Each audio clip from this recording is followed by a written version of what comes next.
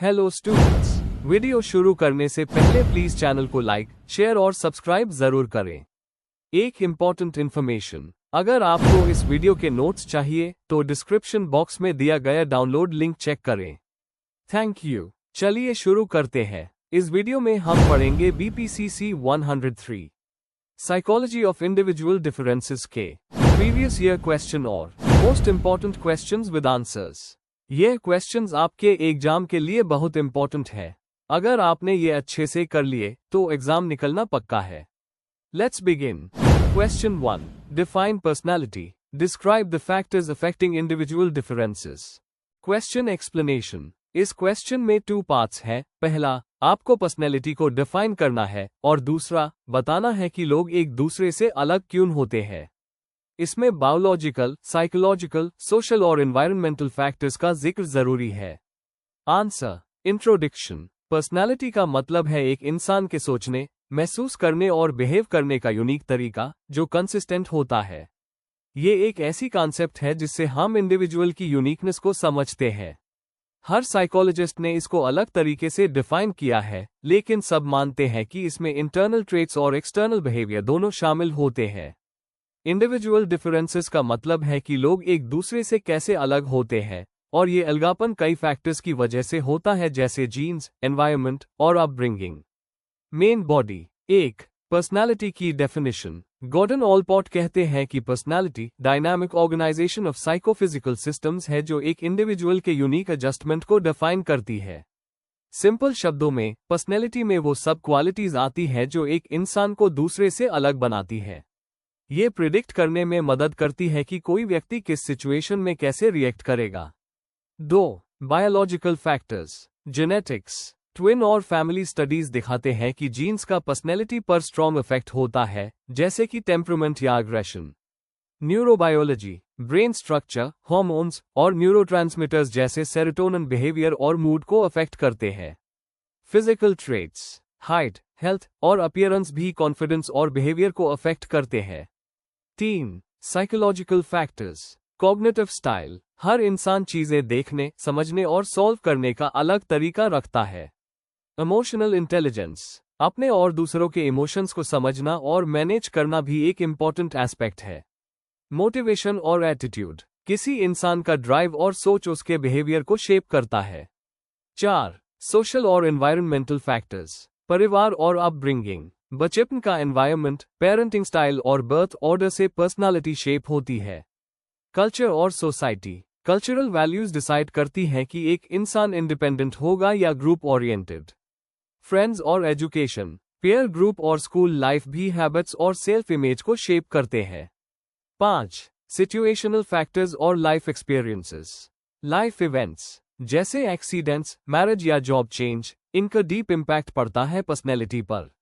Learning and adaptation, बैंडूरा के social learning theory के हिसाब से लोग दूसरों को देखकर बिहेवियर अडॉप्ट करते हैं। स्ट्रेस और एनवायरनमेंट, लॉन्ग टर्म स्ट्रेस या क्राइसिस काफी पर्सनालिटी ट्रेट्स को बदल सकता है। कंक्लूजन, पर्सनालिटी एक कॉम्प्लेक्स और चेंजिंग प्रोसेस है जो कई तरह के इंटरनल और एक्सटर्नल फैक्टर्स से अफेक्ट होती है। हर व्यक्ति के पास एक यूनिक कॉम्बिनेशन होता है जीन्स, कल्चर, अपब्रिंगिंग और एक्सपीरियंस का। इन डिफरेंसेस को समझना एजुकेशन, काउंसलिंग और जॉब्स में बहुत इंपॉर्टेंट होता है। ये समझ सोसाइटी में बेटर कम्युनिकेशन और एम्पैथी बनाता है। अगर आपको इस वीडियो के नोट्स चाहिए तो डिस्क्रिप्शन बॉक्स में दिए गए डाउनलोड लिंक को जरूर चेक करें। Thank you. चलिए देखते हैं अगला question. Question 2, describe the uses, advantages and limitations of aptitude tests. Question explanation. इस क्वेश्चन में हमें बताना है कि एप्टीट्यूड टेस्ट्स का यूज कहाँ होता है, उनके क्या फायदे होते हैं और साथ ही उनकी कुछ लिमिटेशंस या ड्रॉबैक्स भी एक्सप्लेन करने हैं। हर पार्ट को क्लियरली समझाना जरूरी है। आंसर। इंट्रोडक्शन। एप्टीट्यूड टेस्ट्स एक ऐसे साइकोलॉजिकल टूल्स होते हैं जो किसी व्यक्ति के किसी पर्टिकुलर स्किल या नॉलेज को सीखने की कैपेबिलिटी को मेजर करते हैं। ये फ्यूचर परफॉर्मेंस को प्रिडिक्ट करने में मदद करते हैं। इनका यूज स्कूल्स, जॉब्स और करियर काउंसलिंग में होता है। वर्बल, न्यूमेरिकल और स्पेशल एप्टीट्यूड जैसे अलग अलग टाइप्स होते हैं। इनके यूजर्स, एडवांटेजेस और लिमिटेशंस को समझना बहुत इंपॉर्टेंट है। Main body. 1. Uses of aptitude tests. Educational settings. Career guidance के लिए किया जाता है ताकि स्टूडेंट्स अपने स्ट्रॉन्ग एरियाज समझ सके और सही स्ट्रीम चूज करें। स्कूल या कॉलेज एडमिशंस में भी एंट्रेंस एग्जाम्स के फॉर्म में होते हैं। Employment and hiring. Companies hiring के टाइम पे इन टेस्ट्स का यूज करती है ताकि कैंडिडेट की रीजनिंग और जॉब रिलेटेड स्किल्स को एसेस किया जा सके। प्रमोशंस के डिसीजंस में भी ये हेल्प करते हैं, जैसे कि लीडरशिप एबिलिटी देखना। Military and defence. आर्मी या डिफेंस रोल्स के लिए अलग अलग कैपेबिलिटीज के बेसिस पे लोगों को असाइन किया जाता है using these tests. Special education. बच्चों में लर्निंग डिसेबिलिटीज या स्पेशल टैलेंट्स आइडेंटिफाई करने के लिए होते हैं, जिससे उनके लिए कस्टमाइज्ड एजुकेशन प्लान बनाया जा सके। 2. Advantages of aptitude tests. Objective और स्टैंडर्डाइज्ड। इनका स्कोरिंग सिस्टम फेयर और अनबायस्ड होता है, सभी के लिए सेम स्टैंडर्ड फॉलो होता है। Future prediction. ये टेस्ट्स फ्यूचर परफॉर्मेंस का अच्छा आइडिया देते हैं, स्पेशली एकेडमिक्स और जॉब्स में। Time saving. शॉर्ट टाइम में मल्टीपल स्किल्स एसेस हो जाती है, जो मास रिक्रूटमेंट या स्क्रीनिंग में यूजफुल होता है। हर फील्ड में यूजफुल। बच्चों से लेके प्रोफेशनल्स तक सबके लिए ये टेस्ट्स हेल्पफुल होते हैं। गाइडेंस और काउंसलिंग में मदद। काउंसलर्स इनके थ्रू स्टूडेंट्स को सही करियर एडवाइस दे पाते हैं। 3. Limitations of aptitude tests. Cultural और लैंग्वेज बायस। बहुत से टेस्ट्स वेस्टर्न कंट्रीज में बनाए गए होते हैं, जो इंडियन स्टूडेंट्स के लिए अनफेयर हो सकते हैं। लिमिटेड कैपेबिलिटीज कवर करते हैं। इमोशनल इंटेलिजेंस, क्रिएटिविटी या प्रैक्टिकल नॉलेज इनमें कवर नहीं होती।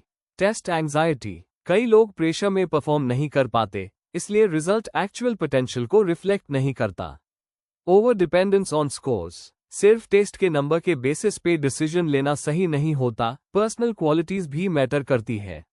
Outdated tests. अगर टेस्ट्स को अपडेट नहीं किया गया हो, तो वो मॉडर्न स्किल्स या सिचुएशंस के लिए रेलेवेंट नहीं रहते। कंक्लूजन। एप्टीट्यूड टेस्ट्स एक पावरफुल टूल है जो किसी व्यक्ति के करियर या एजुकेशन के डिसीजन में हेल्प करते हैं। इनकी हेल्प से ऑब्जेक्टिव इवैल्यूएशन होती है, लेकिन इन्हें दूसरे मेथड्स के साथ कंबाइन करना चाहिए। टेस्ट का स्टैंडर्डाइजेशन और कल्चरल फेयरनेस जरूरी है। अगर वाइजली यूज किया जाए, तो ये पर्सनल और प्रोफेशनल ग्रोथ के लिए बहुत यूजफुल होते हैं। अगर आपको इस वीडियो के नोट्स चाहिए, तो डिस्क्रिप्शन बॉक्स में दिए गए डाउनलोड लिंक को जरूर चेक करें। Thank you. चलिए देखते हैं अगला question. Question 3. Explain Gilford structure of intellect theory. Question explanation. इस क्वेश्चन में हमें जेपी गिलफर्ड के स्ट्रक्चर ऑफ इंटेलेक्ट (एसआई) थियरी को एक्सप्लेन करना है। इसमें बताना है कि उन्होंने इंटेलिजेंस को कैसे 3 डायमेंशंस, ऑपरेशंस, कंटेंट्स और प्रोडक्ट्स में डिवाइड किया। साथ ही ये भी समझाना है कि ये मॉडल ह्यूमन इंटेलिजेंस को समझने में कैसे हेल्प करता है। आंसर। इंट्रोडक्शन। जेपी गिलफर्ड एक अमेरिकन साइकोलॉजिस्ट थे, जिन्होंने 1967 में स्ट्रक्चर ऑफ इंटेलेक्ट (एसआई) थियरी दी। उनका मानना था कि इंटेलिजेंस एक सिंगल एबिलिटी नहीं है, बल्कि ये कई अलग अलग एबिलिटीज का कॉम्बिनेशन होती है। उन्होंने 3 डायमेंशंस, ऑपरेशंस, कंटेंट्स और प्रोडक्ट्स के बेस पर इंटेलिजेंस को क्लासिफाई किया। उनका मॉडल ह्यूमन इंटेलिजेंस के कॉम्प्लेक्सिटी को अच्छी तरह समझाता है।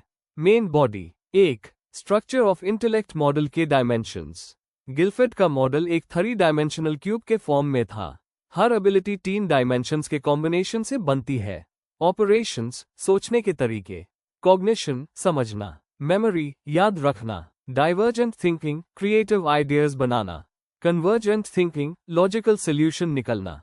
एवैल्यूएशन, जज करना या डिसीजन लेना। कॉन्टेंट्स, कैसी इंफॉर्मेशन। फिगुरल, विजुअल या auditory. Symbolic, numbers, letters. Semantic, words का मीनिंग। बिहेवियरल, सोशल या behaviour related info. Products, information किस फॉर्म में प्रोसेस होती है। Units, single item. Classes, category. Relations, connections. Systems, structured info. Transformations, बदलाव। Implications, conclusion या prediction. इनका कॉम्बिनेशन बनाता है 150 intellectual abilities, 5 operations into 4 contents into 6 products. 2. Gilford theory का इंपॉर्टेंस। मल्टीडायमेंशनल सोच। गिलफर्ड ने यह बताया कि इंटेलिजेंस सिर्फ आईक्यू तक सीमित नहीं है। इसमें क्रिएटिविटी, लैंग्वेज और सोशल अंडरस्टैंडिंग भी शामिल है। क्रिएटिविटी को समझना। उन्होंने डाइवर्जेंट थिंकिंग को क्रिएटिविटी का मेन पार्ट बताया। ये एजुकेशन और साइकोलॉजी फील्ड के लिए बहुत बड़ा कंट्रीब्यूशन था। Practical use. इस मॉडल का यूज एजुकेशन, इंटेलिजेंस टेस्ट्स और ट्रेनिंग प्रोग्राम्स डिजाइन करने में होता है। टीचर्स इससे स्टूडेंट्स की अलग अलग एबिलिटीज को समझने में यूज करते हैं। 3. लिमिटेशंस और क्रिटिसिज्म। ज्यादा कॉम्प्लेक्स 150 एबिलिटीज एसेस करना प्रैक्टिकल लेवल पर काफी मुश्किल हो जाता है। Research support. हर एबिलिटी के लिए स्ट्रॉन्ग रिसर्च या डाटा नहीं मिलता, इस वजह से कुछ लोग इस मॉडल को ओवर डिटेल्ड मानते हैं। Overlapping issues. कभी कभी ऑपरेशंस, कंटेंट्स और प्रोडक्ट्स के बीच बाउंड्रीज क्लियर नहीं होती, जिससे कंफ्यूजन होता है। 4. थियरी का लेगेसी। लिमिटेशंस के बावजूद गिलफर्ड की थियरी ने इंटेलिजेंस की ट्रेडिशनल सोच को चैलेंज किया। इसने क्रिएटिविटी और अलग डायमेंशंस को इंपॉर्टेंस दी, जिसका असर आज के एजुकेशन और साइकोलॉजी फील्ड में दिखता है। कंक्लूजन। गिलफर्ड का स्ट्रक्चर ऑफ इंटेलेक्ट थियरी एक यूनिक मॉडल था जिसमें इंटेलिजेंस को कई अलग पहलुओं में समझा गया। यह मॉडल क्रिएटिविटी और प्रैक्टिकल थिंकिंग को वैल्यू देता है। आज भी ये मॉडल ऑल्टरनेटिव इंटेलिजेंस थियरीज को सपोर्ट करता है और एजुकेशनल फील्ड में यूजफुल है। If you need the notes of this video, there is a download link in the description box. Be sure to check it out. Thank you. Let's see the next question. Question 4. Discuss the concept of self, identity and self-concept in Indian psychology. Question explanation. इस question में आपसे self, identity और self concept के concepts को Indian psychology के point of view से समझाने को कहा गया है। आपको बताना है कि इन कॉन्सेप्ट्स का मतलब क्या है और इंडियन दर्शन इन्हें कैसे इंटरप्रेट करता है, वेस्टर्न साइकोलॉजी से कैसे अलग है। आंसर। इंट्रोडक्शन। सेल्फ, आइडेंटिटी और सेल्फ कॉन्सेप्ट साइकोलॉजी के 3 बेसिक और इंटरकनेक्टेड आइडियाज हैं। इंडियन साइकोलॉजी इन्हें सिर्फ मेंटल या फिजिकल आइडेंटिटी के रूप में नहीं देखती, बल्कि इनका स्पिरिचुअल डायमेंशन भी समझाती है।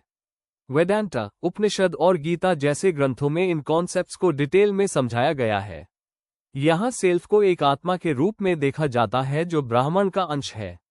Main body. 1. सेल्फ का अर्थ इंडियन साइकोलॉजी में। इंडियन ट्रेडिशन के हिसाब से सेल्फ सिर्फ शरीर या मन नहीं होता, बल्कि एक हायर स्पिरिचुअल एंटिटी होती है जिसे आत्मन कहते हैं। आत्मन एक शुद्ध और अमर चेतना है जो ब्राह्मण का ही अंश है। जीवन का अंतिम लक्ष्य आत्मन को पहचानना यानी मोक्ष प्राप्त करना है। वेस्टर्न साइकोलॉजी सेल्फ को अक्सर ईगो या पर्सनालिटी तक सीमित कर देती है, जबकि इंडियन थॉट इससे यूनिवर्सल कॉन्शियसनेस से जोड़ता है।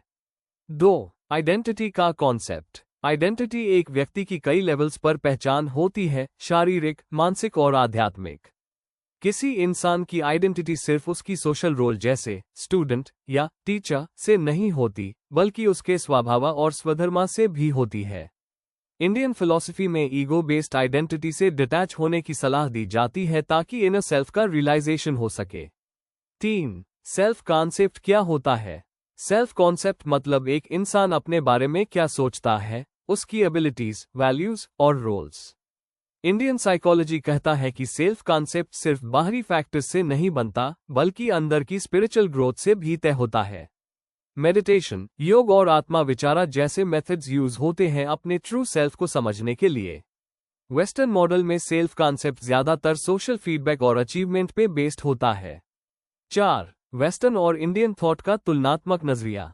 वेस्टर्न साइकोलॉजी में सेल्फ एस्टीम और सेल्फ एफिकेसी जैसे कॉन्सेप्ट्स बाहर के मेजर्स पे बेस्ड होते हैं। इंडियन थॉट कहता है कि सेल्फ की वैल्यू अंदर से होती है, वो किसी के अप्रूवल से नहीं बढ़ती। साक्षी भावा का आइडिया सिखाता है कि हम अपने थॉट्स और फीलिंग्स को बिना जुड़ाव के देख सकते हैं, इससे मेंटल पीस मिलता है। अगर दोनों व्यूज को इंटीग्रेट करें तो एक होलिस्टिक ह्यूमन अंडरस्टैंडिंग डेवलप हो सकती है। कंक्लूजन। इंडियन साइकोलॉजी में सेल्फ, आइडेंटिटी और सेल्फ कॉन्सेप्ट सिर्फ मानसिक या सोशल एस्पेक्ट्स तक सीमित नहीं है, ये स्पिरिचुअल जर्नी का पार्ट है। इनका मेन उद्देश्य सेल्फ रियलाइजेशन और इनर पीस है। अगर हम इन कॉन्सेप्ट्स को अच्छी तरह समझें तो न केवल अपनी पर्सनैलिटी को डीपली समझ सकते हैं, बल्कि एक बैलेंस्ड और मीनिंगफुल जीवन भी जी सकते हैं। Before we end, please like, share and subscribe the channel for more such study materials and one important information अगर आपको नोट्स चाहिए तो डिस्क्रिप्शन बॉक्स में डाउनलोड लिंक दिया हुआ है, जरूर चेक करें। Thank you.